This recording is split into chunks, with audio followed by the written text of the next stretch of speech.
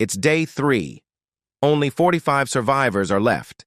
In a single night, 54 people died. Jin sees the name of Nam Sagwang and he prays so that he doesn't meet him. Jin then suddenly realizes that if this goes on, he will be in the 10 top. However, he has to be careful as a killer is running among them. As Jin stretches his hand, he feels a power coming from him. He gets that this power is mana. As he has no magic skill, so he takes out a magic book from his subspace. Magic Book of Wind Ball. It creates a sphere using wind. The number of spheres that you can create increases with the user's power. Jin gets happy to see this, and he quickly learned the skill. Jin then chants the incantation and uses the magic. 4 small spheres of wind appears. Seeing this, Jin gets a bit disappointed. He then throws the spheres at the wall. As they hit the wall, a huge explosion occurs. Seeing this, Jin thinks that this will definitely come handy. But after using this wind magic, Jin feels tired as his mana has hit 0.s time passed. The restricted zone began to appear on the map, and the range gradually shrank. Jin decided to go farming while staying at the edges of the boundary. He gets out and walks through the woods. As he is going, an old man is watching him. The old man thinks Jin is interesting, so he starts to follow him. Half a day later, Jin has come to a new town. He is shocked to see so many chests in a single place. Jin feels the presence of someone, so he uses his wind magic and attacks. The wind balls destroyed the door, but there is no one. At first, Jin thinks that it's his mistake, but after looking carefully, he sees blood. He gets closer to the door and gets that someone is here. He then thinks that his survival comes, first gets out of there. Seeing Jin leaving the injured man come out, he slowly steps out and stands beside the chests. He starts to search for items. At that time, an arrow comes and hit him in the head and instantly killed him. The person who shoots the arrow is none other than Jin. Jin gets happy, and as he is about to loot, the old man jumps behind him and says, "You are pretty skilled." Jin gets scared and turns to attack. The old man told him not to worry as he is just here to get some answers from him. Jin asked who is he. The old man laughs and says, "Would you know if I told you who I am? We all came from living different lives after all." Jin also smiles and thinks that this old man is different from everyone else he has met so far. The old man asks Jin if he has participated in this kind of play before. Play? What do you mean? Jin says. "I've had my eyes on you for a while, and I noticed you adapted pretty fast. I'm sure you already know that this isn't real," the old man says. Jin wonders how come he didn't notice the presence of this old man who has been following him for a while. Jin that tells the old man that it's his first time being brought here, but he has played a similar game in the world where he came from. A game? Is it similar to this kind of playing? How interesting, the old man says. It was getting dark, and the moon is shining in the sky. Seeing this, the old man asks Jin if the moon in his world is the same as this one. Jin replied that his world moon is smaller. After this, they starts to get a bit friendly.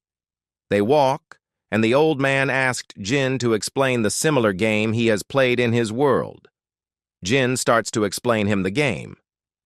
After that, as the conversation is getting longer, that man tells Jin that they should go somewhere safer.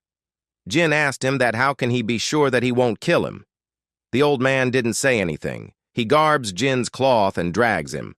The man travels at a very fast speed, and he bought Jin on top of a tree.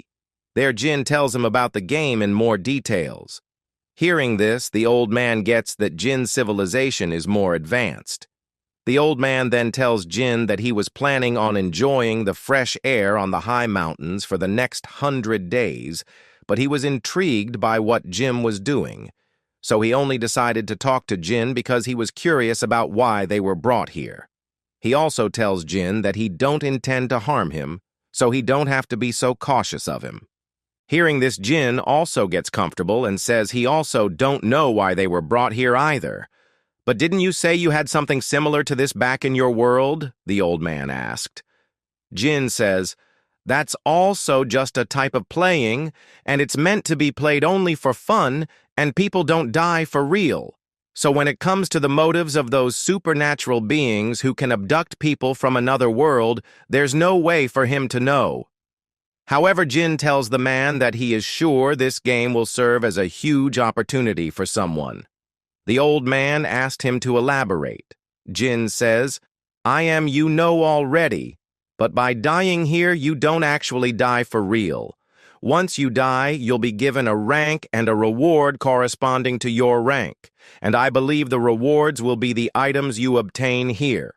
Hearing this, the old asked Jin if he mean those things he has on his body, not only these, but even the skills and the martial arts that you learn here. Jin replies. Later on, the two of them talked throughout the whole night. Jin told the old man about the tips and tricks that might be useful in this world, and heard stories about his world. Morning arrived pretty quickly. The old man brings Jin to the ground and thanks him for spending the whole night answering his questions. The man then tells Jin that he will repay him for this, so he asked Jin to tell how he can repay his favor. Jin thinks for a bit and asked, would it be possible for him to learn some of him martial arts?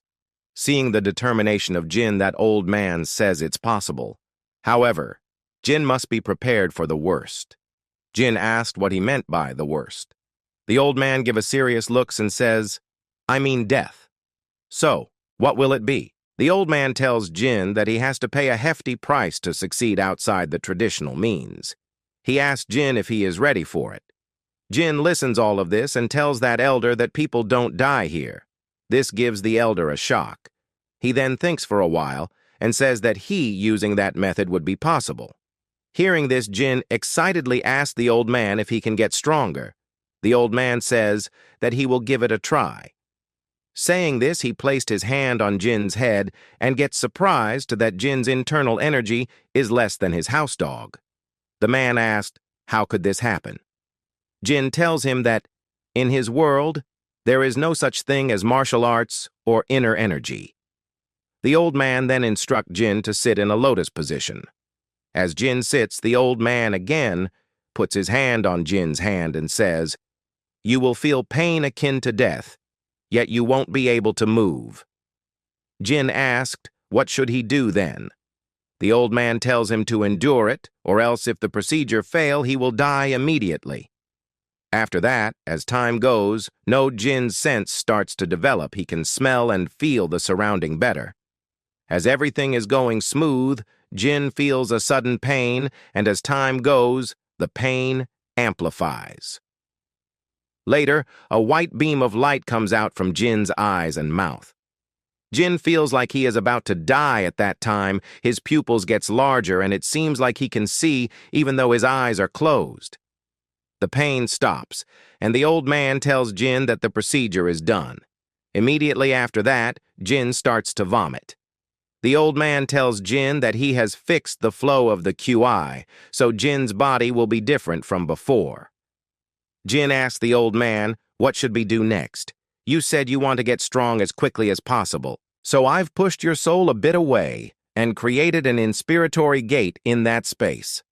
But those who have bodies full of others' life Q are in an unstable state, and in the end, the harmony of their yin and yang shatters, causing them to lose their martial arts or die. The mind technique I passed on to you allows you to absorb the scattered life Kui like them to increase your inner energy. Hearing this, Jin asked, so I might really die then? You're a bit different since, unlike them, who reconstructed their veins to create a gate, I used your soul for it. You don't have inner energy at all. It's like a blank sheet. Therefore, I've tweaked your veins, allowing you to absorb the life quite harmoniously. The old man replies this and asks Jin of, he understand why he gave him the mind technique that's forbidden in Zhongyuan? Jin replies that it's because of the game's setting. The old man smiles and says he likes the way Jin catch on so quickly. The old says that yesterday he felt it. The places where people died, there was life key left behind. However, the biggest issue of this mind technique is that you can greatly succeed only through murder. But here, that's not an issue. In order to survive, if you can eliminate others at the end of the 100 days, you will have reached quite a level. Telling this old man says that now he will take his leave. Jin stops him and asks for his name. My name is Jang Dokyeon. Everyone calls me the Deep Valley Standing Kindly. And the mind technique I taught you is called the White Martial Physique Arts, the old man says. Jin bows down and thanks the old man. Giving leaving as a last advice, the old man tells Jin to get used to breathing deeply. By accumulating inner energy through concentrating on his dantian, he will slowly get stronger. He then opens the map and says they will meet again when the opportunity arises, saying he jumps and vanishes within a second. Seeing this, Jin only admired the elder. The elder has brought him to the center, so Jin starts to travel towards the outskirts. It took him half a day to reach there. He comes to a town and sees a house with a light. He thinks someone is in there. So he hides with his crossbow in his hand. After seeing no sign of anyone, he starts to move and rushed inside the house. He looks here and there and quickly climbs the stairs and switch off the light. Jin is tired, so he lays on the floor. He feels sleepy, so he puts on the night cloak and sleeps. In early morning, and it's the 5th day of the game. Jin wakes up and hears that a person has come inside the house. The person didn't notice Jin, so he starts roaming around. Jin quickly takes his crossbow and takes position. The man then enters the room, thinking that he will be able to take some rest. However, at that time, Jin shots that arrow at him. The man is a martial artist, so he quickly draws his sword and cuts the arrow in half. Jin quickly takes out the daggers from his subspace and shoots them using his Black Star QI palm technique. The man blocks the daggers with his hand, but Jin didn't give him a second to counterattack. He pushed the man and threw him on the floor. He then disarmed the man by kicking his hand. Jin sits on the man's chest and takes an arrow and shoves it in the head. The kill confirmation comes. Jin Seo Woon Ko's Shui Arong with an arrow headshot. The chest box appears, and Jin can now feels a strange energy surrounding the box. The energy gets into his body. Jin wonders if this is what the elder mentioned, a vitality. As the vitality completely enters into Jin, he feels his power is overflowing, and he wonders at this, what real internal energy feels like. Jin has only absorbed the vitality of one person, but his body feels incredibly light and power is overflowing. He shouts info and the status window appears. He got a new stat called internal energy, and its value is 20. Seeing this, Jin thanks the elder for giving him this amazing technique. After that, he looks at the survivors and gets surprised to see that only 24 players are left. While he is watching this, another one died, and the survivors' count drops to 23. Nam Sagwang is the one who is killing the most. The scene shifts, and we can see Nam Sagwang, he just finished killing someone, and looks at the survivors' count and sees that only 22 players are left. He also sees Jin's name in the kill feat and wonders where he has heard this name before. On the other hand, Jin gets that he has to stay away from this man named Nam Sagwang. Jin barely won against a small fry. He has a long way to go before he can stand in front of Nam Sagwang. Jin then loots the chest box and gets out to go farming in other areas. Jin didn't get anything useful from the chest. He decided to go camping until the number of survivors decreased as much as possible. 1 week later, Jin realized how lucky he was at the beginning of the game.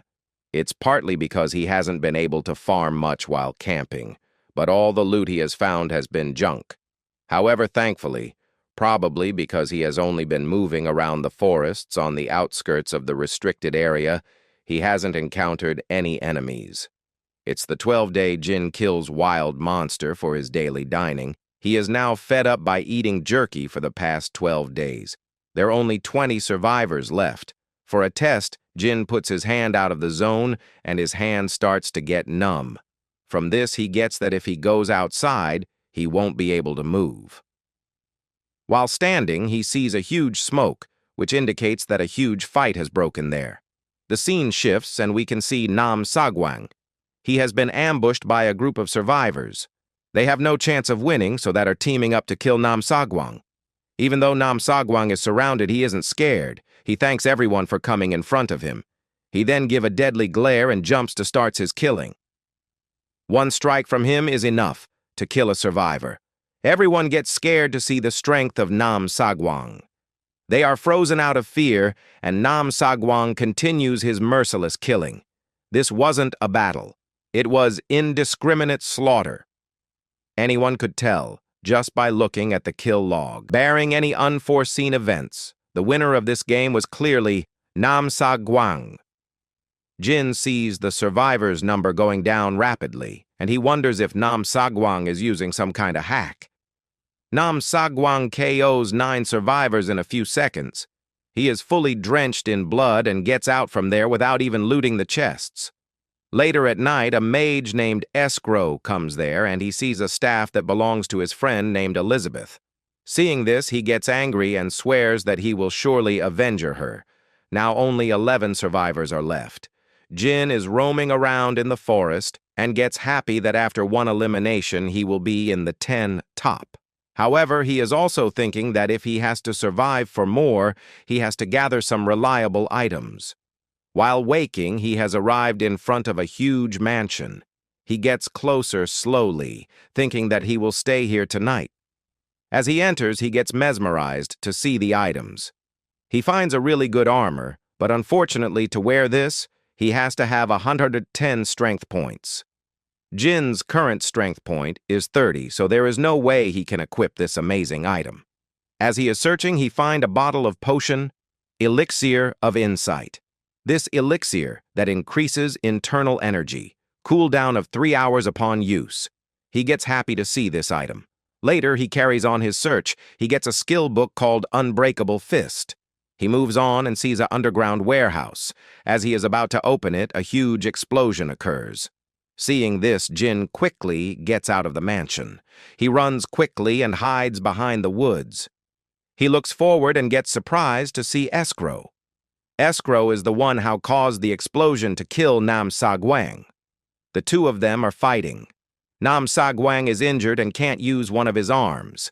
This is the first time Jin sees Nam Sagwang, and he wonders how can a kid cause such a ruckus. Escrow, the master of the incantation, commands the lighting to strike. His enemy Nam Sagwang dodges the attack.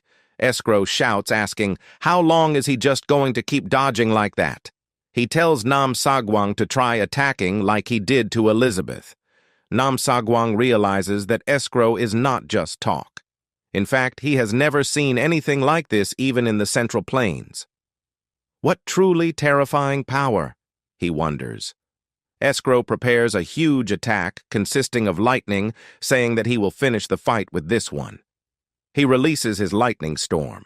Nam Sagwang swiftly dodges it and quickly jumps upwards to close the distance with his enemy and goes to strike. Escrow tells Sagwang that his attack is not enough to break the barrier.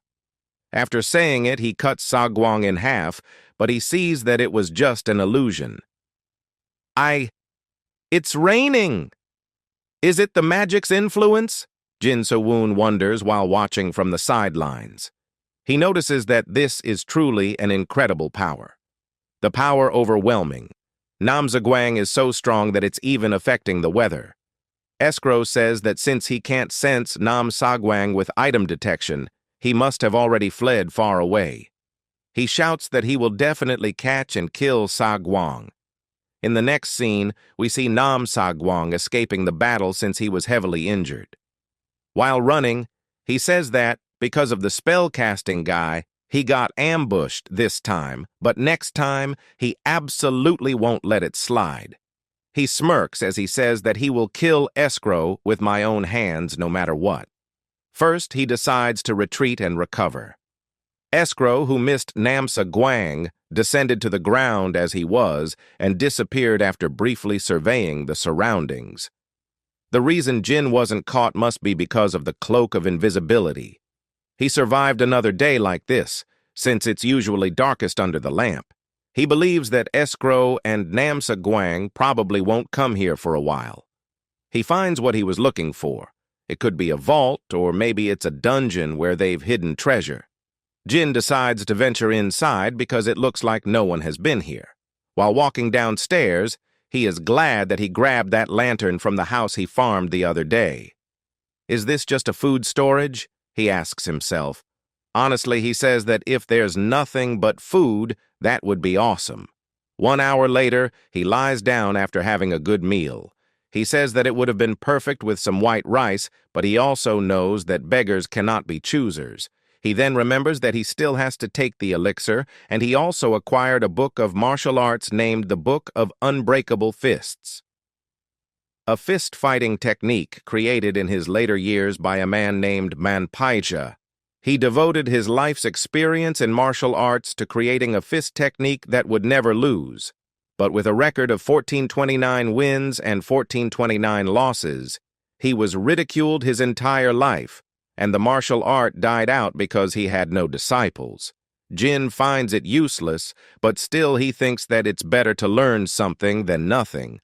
He decided to put off practicing the martial art and drink the elixir first. Considering the pain he felt when activating the circle stone, it was worth hesitating, but he who was already only thinking about getting stronger, unhesitatingly gulped down the elixir. He feels the mana filling up his lower abdomen. He feels that it's nothing compared to the amount he absorbed earlier.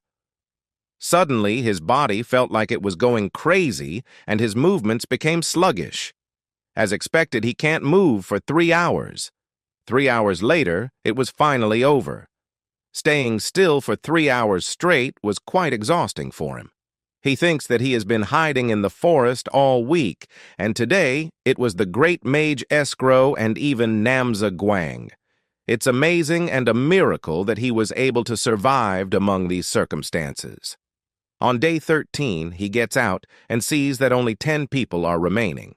Shockingly, the old man whom he met previously took his own life. How did the old man end up like this? He asks himself. According to him, maybe knowing that there was no risk, the old man chose some ridiculous training method and it caused him his own life. He murmurs that it feels good to be in the top 10, but not like this. Jin notices that the map is already shrinking. He can't get eliminated by getting caught in the restricted area, so he needs to get out of here quickly. For now, he decides to hold out as long as possible without engaging in combat. That's the only way a powerless person like him can climb the ranks. Alas, planning ahead of time always doesn't work because now he has been attacked and targeted by Escrow. He says that something triggered his item detection, so he thought it was Namza Guang, but now that he sees carefully, it's a face he has never seen before.